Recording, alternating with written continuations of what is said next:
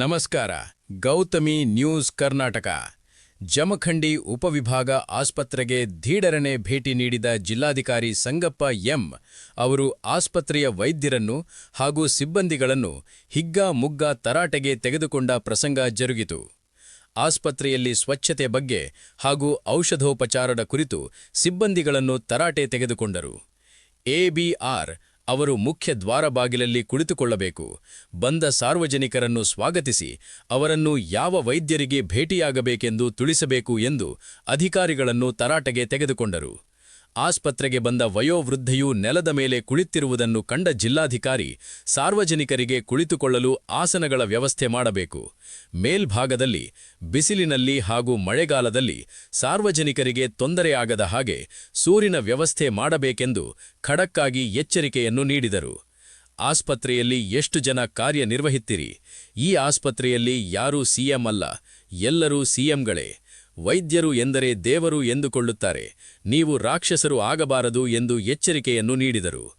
ನಿರಂತರ ಸುದ್ದಿಗಾಗಿ ನೋಡ್ತಾ ಇರಿ ಗೌತಮಿ ನ್ಯೂಸ್ ಕರ್ನಾಟಕ, ನಮ್ಮ ನಡೆ ಸತ್ಯದ ಕಡೆ. ಜಮಖಂಡಿಯಲ್ಲಿ ಸ್ಥಳ ನೋಡ್ಕೊಂಡ್ಬಿಟ್ಟು ಆಲ್ರೆಡಿ ಅದಕ್ಕೆ ಫಂಡ್ಸನ್ನು ಏರ್ ಮಾಡಿ ಇಟ್ಟಿದ್ದೀವಿ. ಅದನ್ನು ಕೂಡ ಇದನ್ನು ಮಾಡಲಿಕ್ಕೆ ಶೆಲ್ಟರ್ಸ್ ಇದೆ. ಎರಡು ರೀತಿಯಿಂದ ಅದನ್ನು ನಾವು ಕ್ರಮ ವಹಿಸಬೇಕಾಗತ್ತೆ. ಒಂದು ಶೆಲ್ಟರು, ಇನ್ನೊಂದು EBC ವ್ಯಾಕ್ಸಿನೇಷನ್, ಎರಡು ರೀತಿಯಿಂದ ಮಾಡ್ತಾ ಇದ್ದೀವಿ. ಈಗಾಗಲೇ ಪ್ರಗತಿಯಲ್ಲಿದೆ. ಅದು ಟೆಂಡರ್ ಆಗಿದೆ, ವರ್ಕ್ ಆರ್ಡರ್ ಕೊಟ್ಟಿದ್ದೀನಿ. ಪ್ರತಿದಿನ 10 ಹುಡುಗರಿಗೆ ಅಥವಾ 10 ಜನರಿಗೆ ನಾಯಿ ಕಚ್ತಾ ಇದೆ. ಏನು ಆ ಥರ ಫೆರೋಸಿಯಸ್ ನಾಯಿಗಳಿಗೆ ಮಣ್ಣಿನ ಬಾವುಟದಲ್ಲಿ ಬಾವುಟದಲ್ಲಿ ಕಚ್ಚಿದವು ಅಂಥವನ್ನೆಲ್ಲ ಅದು ಸೆಪರೇಟಾಗಿ ಹಿಡಿದಿಟ್ಟು ಇಡ್ಲಿಕ್ಕೆ ನಾ ಆಗಲಿ ಸೂಚನೆ ನೀಡಿದ್ದೀನಿ. ಬಾವುಟದಲ್ಲಿ ಮೊನ್ನೆ ಮಾಡಿದ್ದಾರೆ ಕಾರ್ಯಾಚರಣೆ, ಅದನ್ನು ಕೂಡ ಎಲ್ಲ ಕಡೆ ಮಾಡಿಸ್ತೀನಿ. ಸರ್, ಇನ್ನೊಂದು ರಿಕ್ವೆಸ್ಟ್, ಪುನರ್ವಸತಿ ಕೇಂದ್ರದೊಳಗ್ರಿ ತಮ್ಮ ಗಮನಕ್ಕೆ ಐತ್ರಿ. ಒಂದು 38 ಕುಟುಂಬಗಳಿಗೆ ಅನ್ಯಾಯ ಆಗೈತೆ ಸರ್. ಅದನ್ನ ಸರಿಪಡಿಸಕ್ಕೆ ಆಡಳಿತ ಇನ್ನ ಮುಂದೆ ಆಗ್ತಾ ಇಲ್ಲ ಸರ್. ಅದು ಮುಂದೆ ಅದರ ಕ್ರಮ ಏನ್ ತಗೊಂಡಾರ ಸರ್? ಅದು ಇಲ್ಲ, ಇದು UKP GM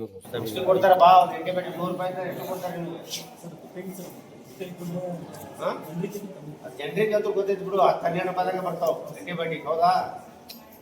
ಇಲ್ಲ ಅದರ್ವೈಸ್ 115 ರೂಪಾಯಿ ಜನರಿಗೆ ತಗೋತದೆ, ಎಲ್ಲ ಜನರಿಗೆ ತಗೋತದೆ. ಯಾರು ಕಡಿಮೆ ಇಟ್ಕೊಂಡು ಕೊಡ್ತಾರೆ ಸರ್ ಅವರಿಗೆ.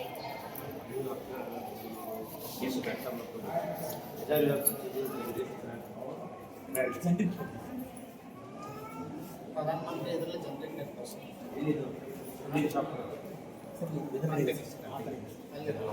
ಡಿಫ್ರೆಂಟ್ ಬೇರೆ ಬೇರೆ ಫಂಕ್ಷನ್ ಅಂತ